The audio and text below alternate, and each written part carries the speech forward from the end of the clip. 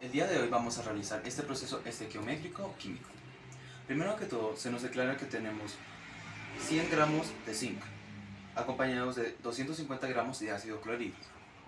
Lo primero que tenemos que hacer luego de tener estos cálculos es tener la ecuación balanceada, la cual es la siguiente de aquí.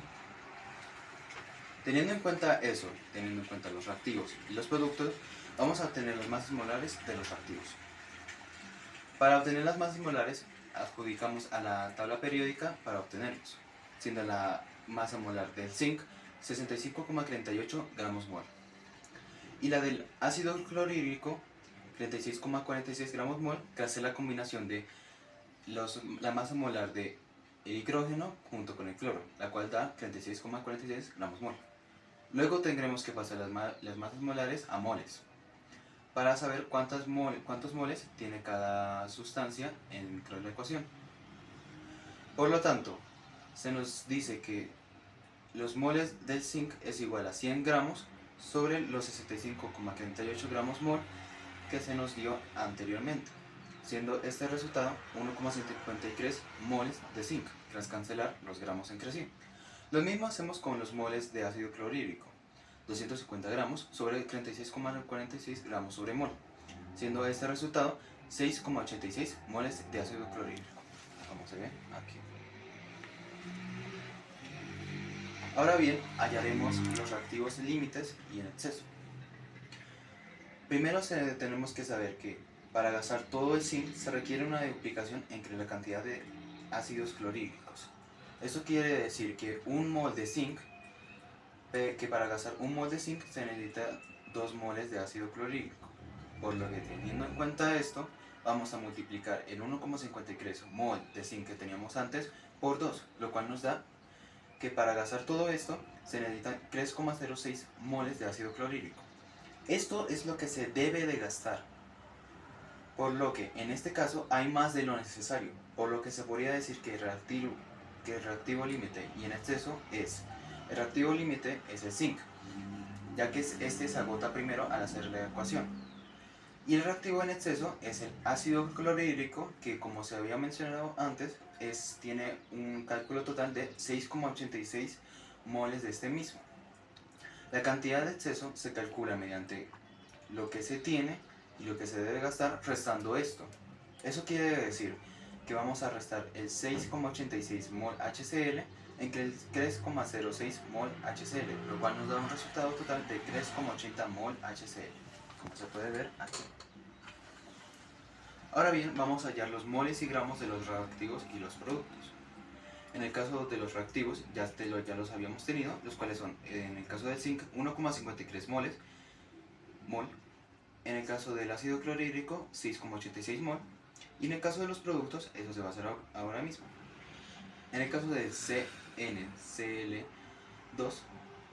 tenemos que los moles serían 1,53 mol ZnCl2, que tras cancelarse estos mismos con un mol de Zn, o sea, del zinc.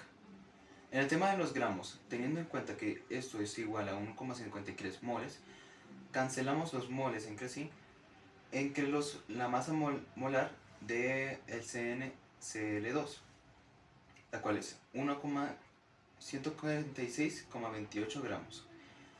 Eso nos da 208,51 gramos, que es una multiplicación entre estos dos.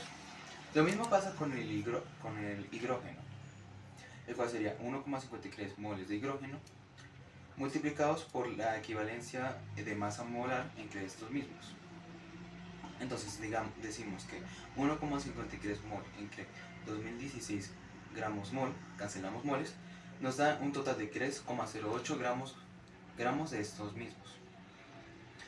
Y para finalizar, tenemos que la masa molar de CnCl2 es de 136,28 gramos mol tras una suma entre el zinc y dos reactivos de cloro, que nos da 146,28 gramos.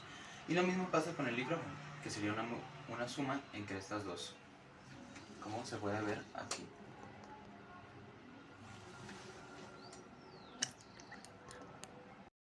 Para conocer la cantidad de átomos y de moléculas que tienen nuestros compuestos, lo que vamos a emplear es el número de Avogadro, el cual es 6022 por 10 a la 23, con respecto a la cantidad de mol que tenga nuestro compuesto. En el caso de los átomos del zinc, tendríamos que sería una multiplicación entre 1,53 mol entre el número de Avogadro, lo que nos daría 9,21 por 10 elevado a la 23. Lo mismo pasa con las moléculas de HCl, que es 0,06 mol por el número de Avogadro, lo que nos daría 1,84 por 10 a la 23 moléculas. Lo mismo sería con las moléculas de cloruro de zinc, las cuales serían 1,53 mol por el número de Avogadro, lo que nos daría 9,21 por 10 a la 23. Y lo mismo pasaría con las moléculas del hidrógeno, que nos daría básicamente el mismo resultado. ¿Listo? Ahora vamos a pasar a el redox y la configuración electrónica. Entonces, decimos que el zinc más 2HCl, porque produce zinc de HCl a la 2 más H2, que serían los elementos que ya vimos en los moles y los gramos cuando lo acabamos de calcular qué moles y qué gramos tenemos.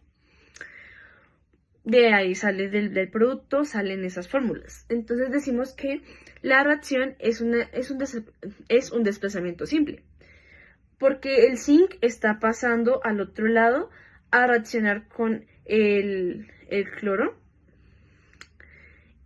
y el hidrógeno se queda solo, por lo tanto pues sería hidrógeno a la 2 y pues zinc Cl a la 2. Como pues se muestra acá ya está hecho el procedimiento para saber exactamente qué reactivo se oxida y qué reactivo se reduce. Bien, el reactivo que se reduce sería el zinc, porque decimos que la fórmula sería zinc 0, que produce zinc más 2E menos.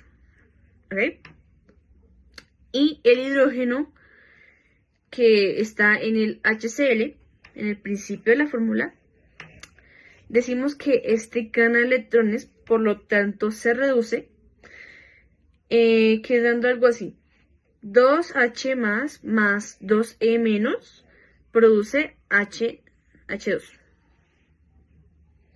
Entonces, la configuración del H2 sería 1S2. ¿Listo? Y gracias. Ahora vamos. Para calcular la diferencia de electronegatividad en estas moléculas, lo que vamos a hacer es una resta entre los componentes de estas mismas. A lo que me refiero es que en el caso de HCl, ácido clorhídrico, lo que vamos a hacer es buscar las electronegatividades del hidrógeno y del cloro y las vamos a restar entre sí. En este caso se nos indica que la electronegatividad del hidrógeno es de 2,1 y la de cloro es de 3,0. Gracias a la resta nos da un resultado de 0,9. Según la escala de diferencia de electronegatividad, que decide si un componente químico es covalente, covalente polar o enlace iónico con respecto a sus tipos de enlaces, se nos diría que este es un covalente polar. Con el tema de cloruro de zinc, tenemos que el zinc tiene una electronegatividad de 1,6, el cloro tiene 3,0, lo cual nos daría 1,4. Esto sería un covalente polar, y en el caso del hidrógeno se mantendría en 0, siendo un covalente no polar.